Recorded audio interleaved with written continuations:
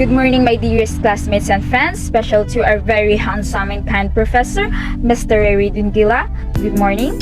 This is Vanessa Samson, and let me introduce to you first my group mates. We have Miss Samantha Sacyaban, Miss Hera Montero, and Mr. Bartiquin. So let's discuss about life insurance. So first, let's consider first these following questions to better understand the basics of life insurance. So, ano nga ba ang life insurance? Kailangan nga ba natin ng life insurance? Magkano ang kailangan bayaran? At paano kumuha nito? So, what is life insurance?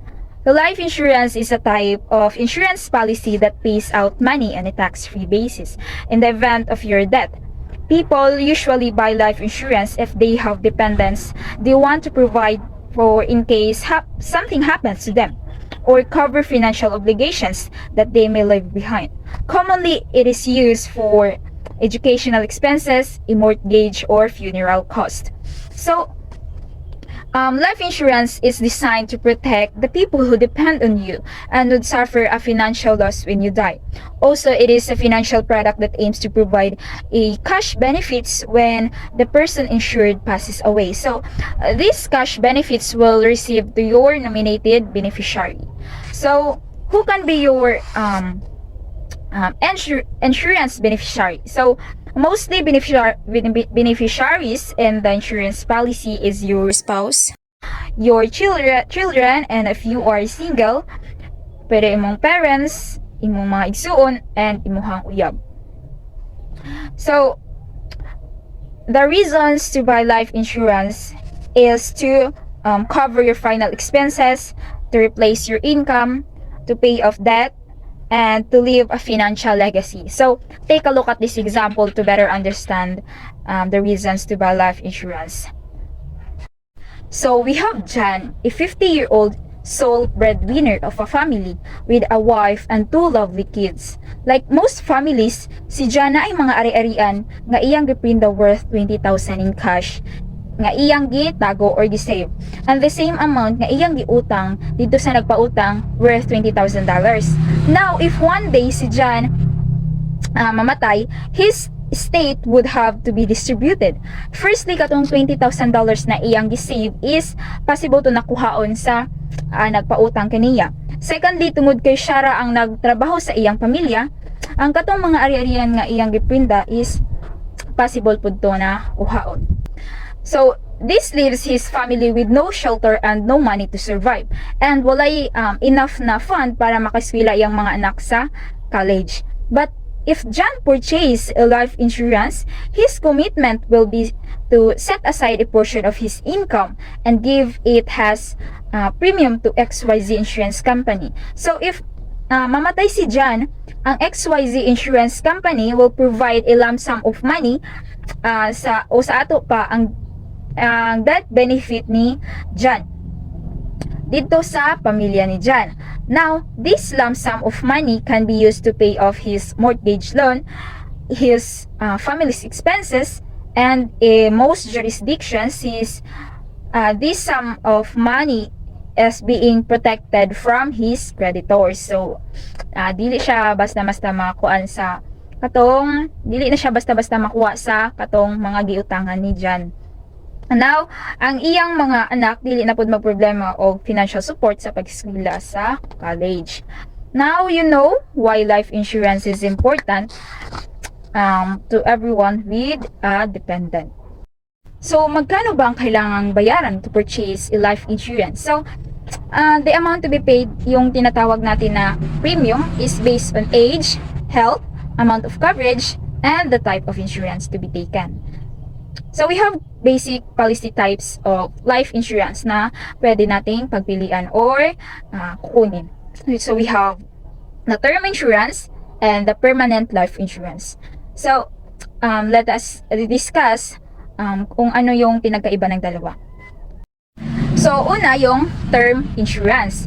So, term insurance is a type of insurance plan wherein ang iyang coverage is limited lang. Limited lang ang iyang period of protection. You pay a premium for a period of time, usually between 10, 20, or 30 years. And if you die during that time, a cash benefit is paid to your family. So term insurance is less expensive than a permanent life policy. So kining term insurance mas barato ni siya kaysa sa permanent life insurance.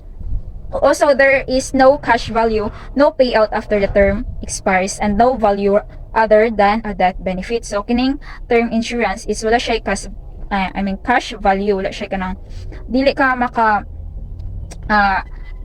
payout during the term expires. So kung ma-expire na to imong termino sa pagkuanan ng insurance is dili ka pwede maka loan like di ka pwede makautang ay wala man siya cash value other than the death benefit. So katulad yung death benefit imuhang pwede makuha pag kini imo i-purchase ang term insurance, pero mas barato ni siya nga mas affordable. So next is the permanent life insurance. So it is a plan wherein pag sinabing permanente, so magdugay siya. Most of the time, ang permanent plan is pwedeng magdugay at the age 63 or until age 100. Depende sa type policy contract nga ato ang kuhaon. Unlike sa term insurance, ang permanent insurance is more expensive. But there is a cash value that may be available for you to withdraw or borrow against in case of emergency. So, di ba sa akong giingon, ang term insurance is mas barato siya kaysa sa permanent insurance. Kaya ang permanent insurance, mahal siya, medyo pricey siya, pero na siya cash value. Pwede ka makaborrow o makaloan in case of emergency. Unlike sa term insurance, dili ka pwede makaborrow kay katulad yung death benefit imuhang receive. Pero mas barato siya. Ang permanent mas mahal pero na siya cash value. Pwede ka makautang anytime in case of emergency. There are two primary categories of permanent insurance, the universal life insurance and the whole life insurance. Both have savings component called cash value, where money grows on a tax advantage basis. The main difference between universal and whole life insurance is their cost, flexibility, and benefits. So now, let us understand the difference between universal and whole life insurance. So, universal life insurance is mas affordable kesa sa whole life insurance. So, this is because kay ang whole life insurance policy guaranteed that the premium, death benefit, and the growth of the cash value stays the same throughout the life of the policyholder. It doesn't allow any changes to the premium or the death benefit. However, the universal life insurance offers a lot of flexibility, which allows people to pay just the minimum or pay more to increase the cash value. So you can adjust the death benefit, and since whole life insurance gives you a fixed premiums and a fixed death benefit, you won't have to worry about your premium changing. So since kabalo na ka kung pila imong mabayran and pila imong ma-receive na death benefit, dili na ka mag-uol kay kabalo naman ka, dili man siya mag-change, stays the same na gihapon imong mabayran. So your premiums are fixed and will never go up regardless to market conditions. Your death benefit is guaranteed as long as you pay the premium. So guaranteed jud siya as long as gabayad kag tarong sa imong premium. And cash value is ang cash value sa universal and whole life insurance is pwede nimo ma-withdraw or ma-loan in case of emergency. But if dili nimo mabayaran katong imong mga gi-withdraw or gi-utang, is mabawasan imong ma-receive na death benefit. So if kung ako ang pangutan-on which life insurance is better, for me it's highly dependent on your purpose, on your context, and syempre imong budget. Also, it depends if you are a breadwinner or not. Now, there are 5 steps to buy life insurance. First, we have the quotation. If sa online ka mag-purchase, imo ni ang mga steps na imong i-follow. First, you have a quotation. Magbuhat ka quotation or proposal based sa financial needs sa imong family. Second step is the application form. Kung na-finalize na ang proposal, pwede na ka mag-fill out of application form. So the third step is the first premium payment. So magbayad ka og first premium, pwede ka magbayad gamit ang online banking like Primaya or GCash. So the fourth step is the submission. So isubmit ang application documents, apil na diri ang proof of payment. And in this point na anakay ginatawag na temporary life insurance. So And the last step is the approval. So, magpaabot na lang ta sa approval para para sa final policy documents, and ma-receive ninyo ni via email. So, there are best life insurance companies in the Philippines na pwede ninyo applyan. First, we have Sun Life of Canada Philippines Incorporation. Second, Pro Life Insurance Corporation of UK. Third, Allianz PNB Life Insurance Incorporation. Fourth, Philippine AXA Life Insurance Corporation. Fifth, BDO Life Assurance Corporation Incorporation. 6. FWD Life Insurance Corporation. 7. Manulife Philippines. 8. AIA Philippines. 9. BPI and AIA Life Assurance Corporation. And last, the Insular Life Assurance Company Limited Liability Companies. So, the other insurance will be discussed by Ms. Samantha Sacyaban, Ms. Sarah Marie Montero, and Mr. Bartiquin. Good morning, sir. I am Samantha Sacyaban. I am the one who will report about health insurance. So, ang health insurance is nailhan as medical insurance.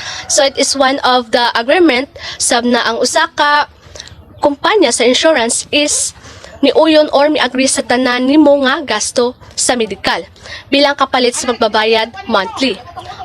Next is, it is a contract between the health insurance company, the insured person. So, ang insured is nag-promise na mubayad ng maliit na garantisadong pagbabayad na tinatawag na premium. Dako kayo tabang health insurance because ginaprotektahan niini ang insured person na dili makabayad o financial na gasto para pangbayad as medical. Next is common types of health insurance. First is HMO. So, ang HMO ay usa ka network organization na nagahatag og health insurance coverage para sa buwanan o taonang bayad. And it is made of a group medical care provided through doctors and other providers who are under contract with the HMO.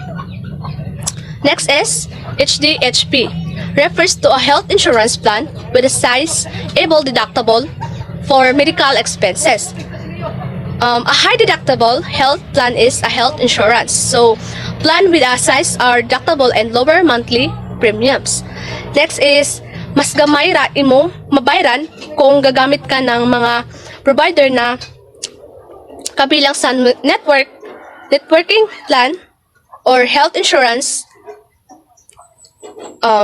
Next is health insurance in the Philippines. So, example sa health insurance dito sa Pilipinas is PhilHealth, Manulife, and Sun Life. So, mo na ang mga common types of health insurance diri sa atong bansa.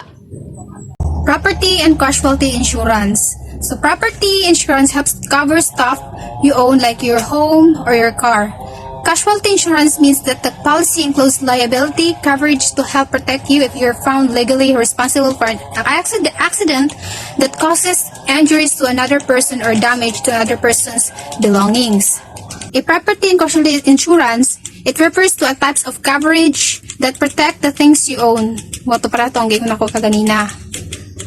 Like home, car, and belonging, or even your pets.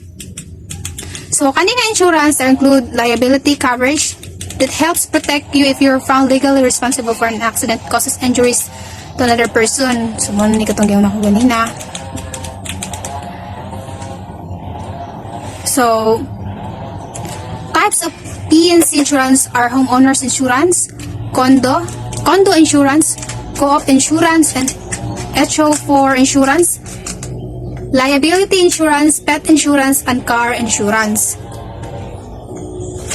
So, ang PNC insurance does not include other types of insurance coverage such as life insurance, health insurance, and fire insurance. So, ang PNC insurance daw, dili nila include ang life insurance, health insurance, ug ang fire insurance. So, here's the type of common ang common types of PNC insurance para sa kanina. So, dahil homeowners insurance, muna ang common. Homeowners insurance, So, ang homeowners insurance, homeowners insurance, auto insurance, o liability insurance. So, muna ta sa homeowners insurance. So, ang homeowners insurance is a form of property insurance that covers losses and damages to an individual's residence, along with the furnishing and other assets in the home. Our homeowners insurance also provides liability coverage against accident in the home or on the property. So, ang included sa homeowners insurance for single family homes, condos, and co-ops, it can help pay to repair damage to your home or your personal property in the aftermath of perils like fire, lightning, windstorm, hail, smoke, theft, and vandalism. That's the property of part of homeowners coverage. So, auto insurance. So, auto insurance is a contract between you and the insurance company that protects you against financial loss in the event of an accident or theft. In exchange for your paying a premium, the insurance company agrees to pay your losses as an outline in your policy. So, ang car insurance daw is cover niya damage to your vehicle and protect you financially if you're liable for someone else's injuries or damages. So, ang auto insurance can also pay for medical bills if you or your passengers are injured in an accident or you're hit by an uninsured or reinsured driver. So, liability insurance. And liability insurance is part of property and casualty insurance as a whole simply, but it covers possible damage that you incur to someone else's property or person. For example, say you are responsible for a car accident and both your car and the other party's car are damaged. Liability insurance covers the damages to your vehicle but not yours. So, ang liability insurance daw is sila ang nag-cover sa imuhang mga damages sa mga damage imong nabuhat sa ubang tao. Credit default swaps. A credit default swap is a financial derivative or contract that allows an investor to swap their credit risk with other party, also referred to as hedging. For example, if a lender is concerned that a particular borrower will default on a loan, they may decide to use a credit default swap to offset the rest. So, ang credit default swap is a contract between two parties in which party purchases protection from other party against losses from the default of a borrower for a defined period of time. So, another example sa credit default swap is a bank purchases the bonds in exchange for interest paid by the company to the bank. But, banks carry a risk of defaulting. So, to decrease risk, banks may buy a CDS from an insurance company. So, if the bonds default, the insurance company must pay the bank the principal and all interest payment that would have been paid. Benefits of credit default swaps. So, credit default swaps are beneficial for two main reasons: hedging risk and speculation. So, to hedge risk, investors buy credit default swaps to add a layer of insurance to protect a bond, such as mortgage-backed security, from defaulting on its payments. In turn, a third party assumes the risk in exchange for a premium. But in short, credit default swap are essentially just insurance on a security, meaning on a share equity tracks buyer might buy this asset might worthless. They would able to get their money back, so their losses aren't its bad if anything in the long term. Credit default swap are essentially just insurance on a security, meaning on a share equity tracks buyer might buy the asset might worthless. They would be able to get their money back, so their losses aren't its bad if anything in the long term. So there are two main reasons for credit default swaps. Those are hedging risk and speculation. So to hedge risk, investors buy credit default swaps to add layer of insurance to protect a bond, such as a mortgage-backed security, from defaulting on its payments. In turn, a third party assumes the risk in exchange for a premium. So, hedging risk, mo ni siyang mag-protect sa mga any potential losses of your finance and to add a layer of insurance in order to protect a bond. So, by contrast, when investors speculate on credit default swaps, they are betting on the credit quality of the reference entity. So, speculation, if investors speculate on CDS or credit default swap, they are probably beating credit quality of the reference entity. So, the pros and cons of credit default swap. So, first is the pros. So, pros is credit default swaps can act as insurance against a damaging market event which causes borrowers to default in their debt obligations. As a result, lenders who buy a CDS are more protected against default than if they did not buy the CDS. So, meaning, the pros is, ang credit default swap ay maaaring kumilos bilang insurance laban sa isang nakakapinsalang merkado na nagiging sanhi ng mga borrower na hindi matupad ang kanilang mga obligasyon. Bilang resulta, ang nagpapahiram na bumili ng credit default swap ay mas protektado laban sa defaults kaysa kung hindi sila bumili ng credit default swap. So, next is cons. So, cons is the credit default swaps required the buyer to pay a quarterly premium to insure themselves. Because of this, the lenders should assess whether their exposure to is sufficient to justify buying the CDS in the first place. So, meaning, the cons is, kinakailangan ng credit default swap ang mamimili ng quarterly premium upang matiyak ang mga kanilang sarili. Dahil dito, dapat tasahin ng tagapagpahiram kung sapat na ang pagkakalantad nila sa panganib upang bigyang katwiran ang pagbili ng credit default swap sa unang lugar.